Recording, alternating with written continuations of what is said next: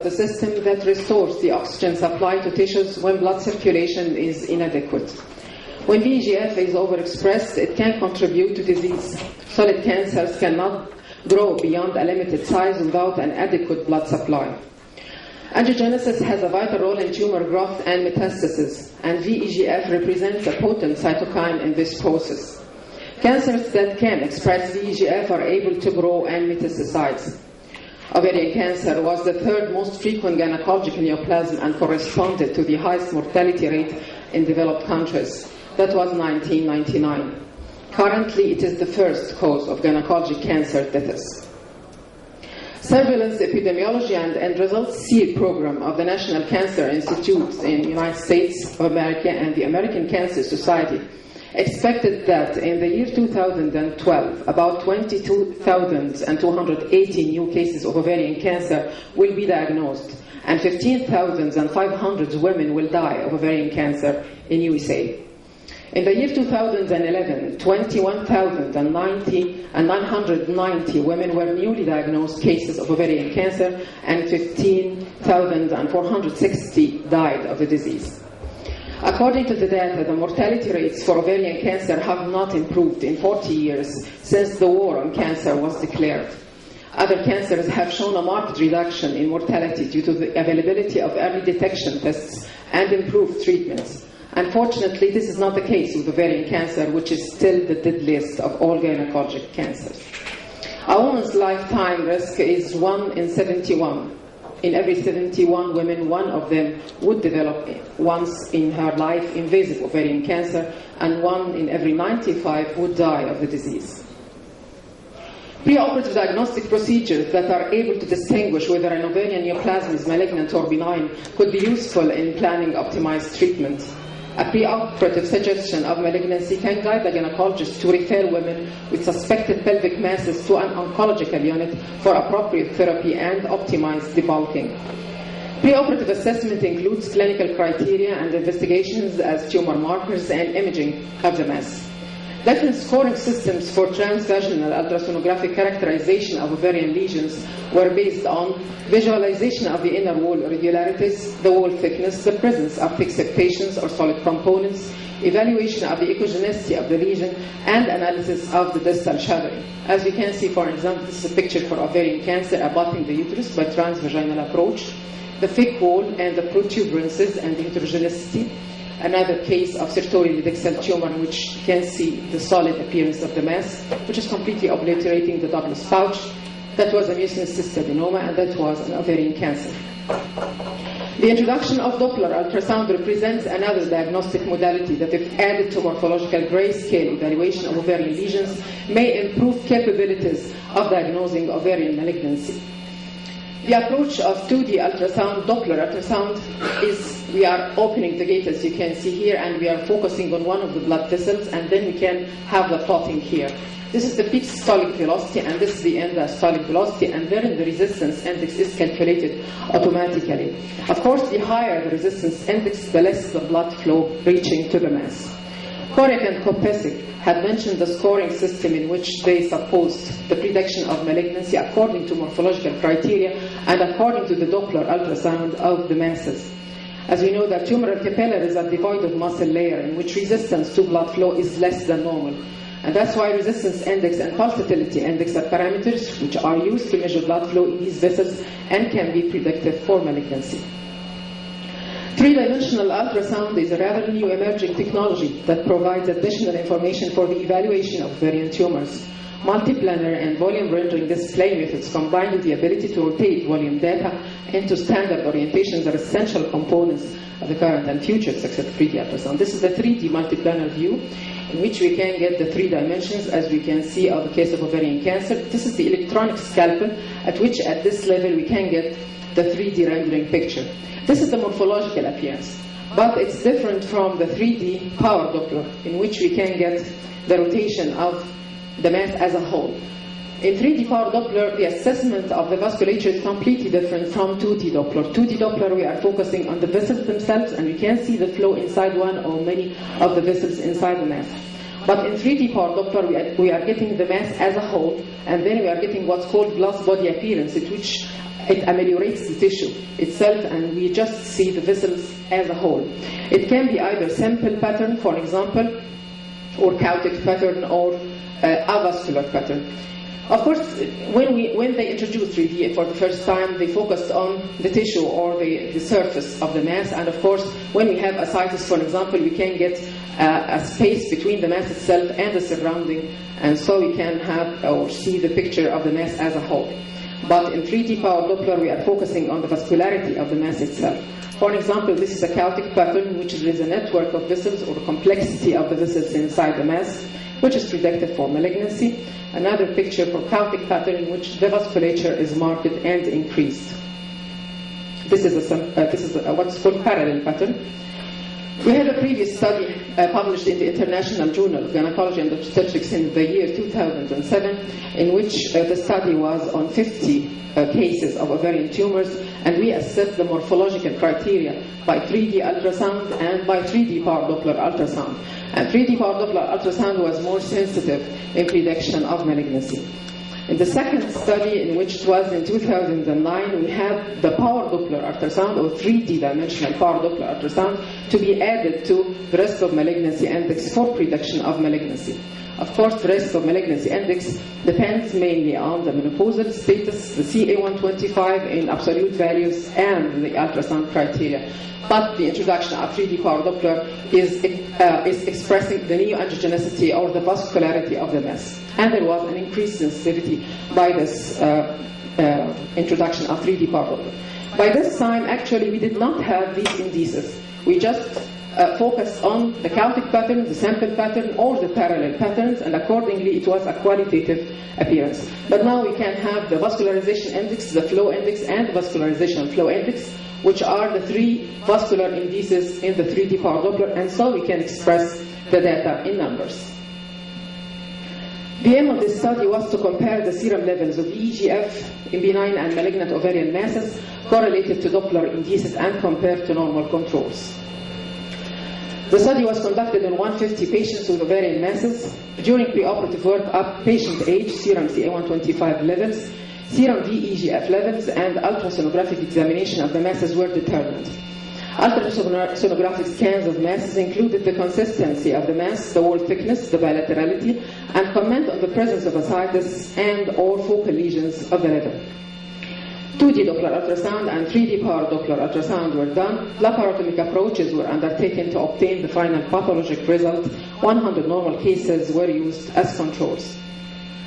These are different pictures for ultrasound. Of course, this is a 2D ultrasound picture, a very normal case in which we have, of course, we should have a complete filling of the urinary bladder to see the uterus in the longitudinal plane.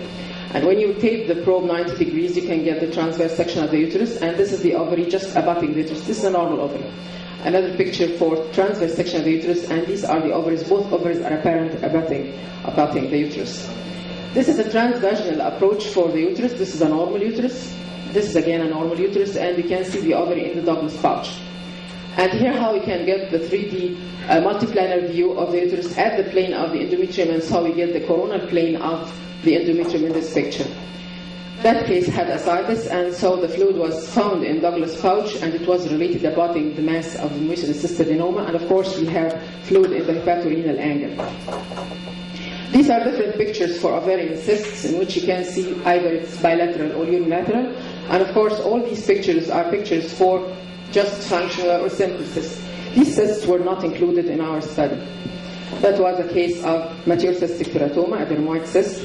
That was a case of endometriotic cyst. Of course, you can see how the echogenicity of the endometriotic cyst is different from the clear cyst or functional cyst. It can be just a spot diagnosis, endometriosis or endometriotic cyst is very clear, and it's very hyperechoic in relation to the very clear cyst or the functional cyst. Or we can fill the urinary bladder to compare between the urine inside the bladder and the occult blood inside the endometriotic cyst. In such cysts, when we introduce the 3D power Doppler, you will find avascular pattern because the occult blood inside have no vessels inside. This is the same picture for the endometriotic cyst, in which we had the coronal plane of the uterus after magic cut. Magic cut is an option by 3D ultrasound, in which we have an electronic scalpel to just focus on the area of interest. That was a bilocular ovarian cyst. That was a mucinous cystadenoma abutting the uterus in TS, in the transverse section of the uterus. And here is the resistance index, in which it was 0.78. This picture, you can see maybe this picture is rather not clear or difficult. This is a mass, actually. And this mass is heterogeneous in consistency, and it's pushing the uterus completely anteriorly. This patient was over 70 years, the uterus was small, and introduction of transvaginal ultrasound, I found just a mass which is completely obliterating the Douglas pouch. The uterus cannot be seen at all in this picture. And even filling of the urinary bladder was very difficult for the patient because the mass was completely pushing the uterus anteriorly, and that's why filling of the urinary bladder was very difficult. And that's the mass when the probe is moved upward in the abdomen. And this is the 3D part of the appearance of this mass. As you can see, the chaotic or the complex pattern of this mass. Another example for ovarian cancer, again, the thick wall, the heterogeneity, and this is the uterus, and this is abutting the uterus in this picture. Maybe I wanted to show the patient this another case, but this is the myoma, and how sometimes the broad ligamentary myoma or the myomas arising from the side of the uterus are confusing for some, but this is, of course, completely different from this picture. We did not have, of course, such cases in our study. That was a version, and that's why we had only a transabdominal approach. This is the uterus, and that was a mass abutting the uterus frontally. And by 3D power Doppler, you can see how this was not vascular. That's the cut section of the system. That was another case of the fibroids, uterus in transverse section. Mucinous cystadenoma, ovarian cancer. Mucinous cystadenoma. Ovarian fibroma. As you can see, after introduction of 3D power Doppler, there is no marked vascularity. Unfortunately, I did not get the 3D rendering mode or the video for this case, but if you can see the rotation of this, you'll find that these vascularities actually are not related or are not inside the mass itself. That was a case about 65 years, and you can see the mass, how it was heterogeneous in consistency, irregular borders. And here, a part of the uterus here, the uterus had calcifications inside, and the mass is abutting the uterus here with the full urinary bladder. Another view for the uterus and the mass. And this is after introduction of 3D power Doppler, which you can see the marked vascularity of the mass. This is how we get the vascular indices. After we got the picture, we have then the 3D power Doppler, and then we activate the histogram application in the 3D machine, and then we get automatically the vascular indices. And this is how we can see the 3D power rendering appearance of the mass after rotation and after cutting all around the tissues and having the glass body appearance.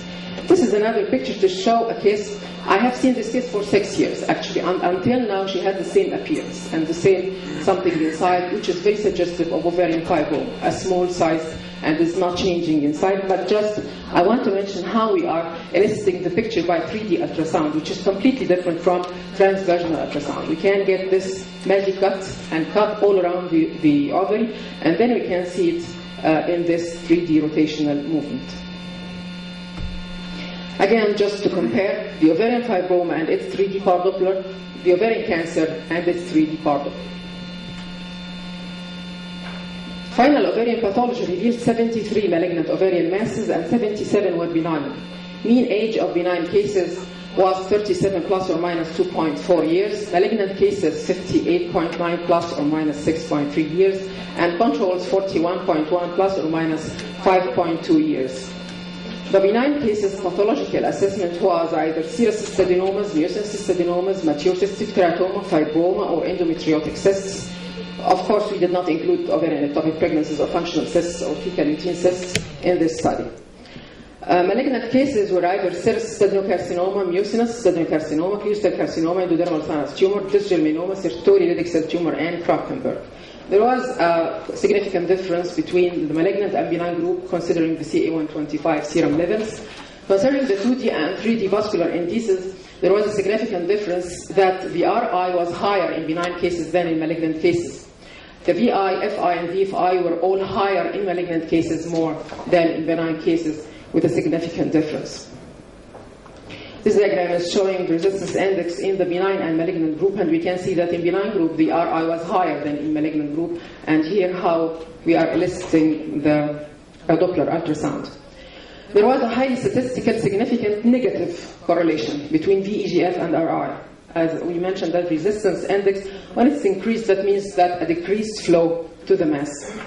3D vascular indices in benign and malignant cases. As you can see, in malignant cases, all the indices were higher than in benign cases. VEGF serum levels in picograms per milliliter in the three groups revealed in the malignant cases 601.01, benign cases 218.22, and the normal group 60.49 picograms per milliliter, with a highly significant difference between the groups. 12 malignant cases with ascites revealed higher serum VEGF levels markedly, and we had a mean of 801.08 picograms per milliliter. We had a cutoff value for prediction of malignancy according to ROC curve by VEGF of 310 picograms per milliliter. The 3D vascular parameters correlated all positively with the VEGF serum levels.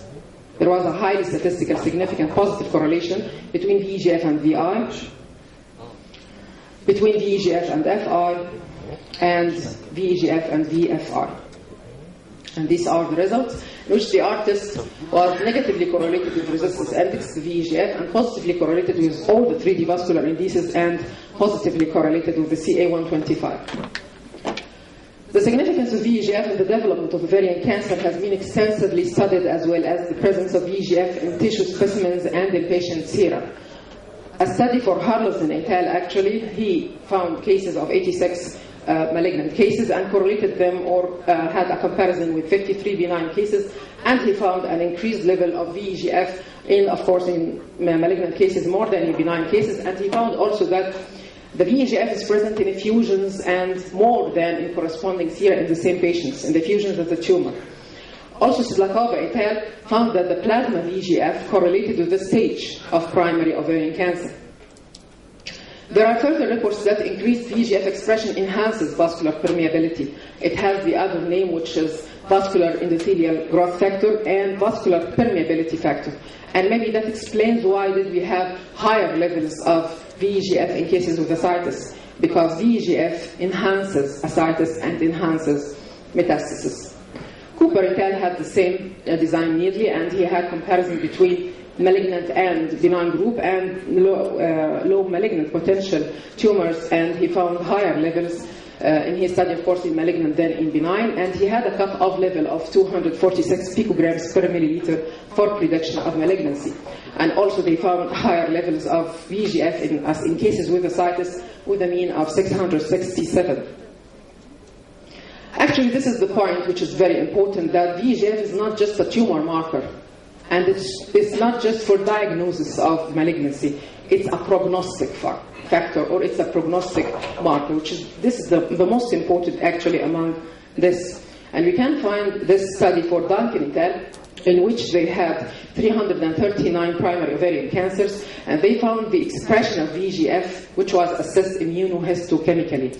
And actually they concluded that the cases in which the expression of VEGF was present in the tissues of these cases had the poorest prognosis and the highest mortality rates. And maybe this is important, again, in cases of monoclonal antibody treatment in which we are against VEGF, and so we can use VEGF as a monitoring or a test for monitoring the response of patients to the monoclonal antibodies as bevacizumab and others. According to this study, we concluded that preoperative serum VEGF had higher levels in malignant cases than in benign and controls. 3D power Doppler indices were higher, or significantly higher, in malignant ovarian masses and in benign masses. Serum VEGF levels had a significant direct correlation with the 3D power Doppler vascular indices.